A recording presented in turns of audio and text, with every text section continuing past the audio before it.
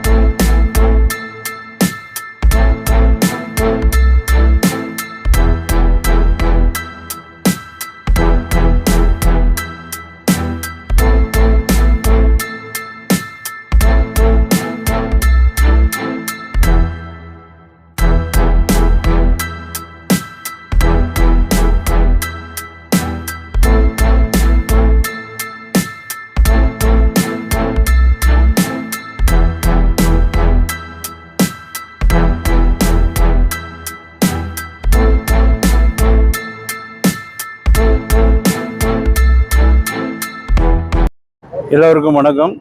வருடா வருடம் நமது அன்னபூரணி எலக்ட்ரிக்கல் சார்பாக தைப்பூசத்திற்கு வருடா வருடம் நாங்கள் அன்னதானம் செய்து கொண்டிருக்கிறோம். அதேபோல் இந்த வருடமும் தைப்பூசத்திற்காக வரும் பக்த கோடிகள் அனைவருக்கும் அன்னதானமாக உணவுப் பொருட்கள் கொடுத்து காலையில் டிஃபன் அரேஞ்ச் பண்ணி கொடுத்துருக்கிறோம். ரெண்டாவது மதியம் உணவு கலந்த சாதம் அனைவருக்கும் கொடுத்துருக்கிறோம்.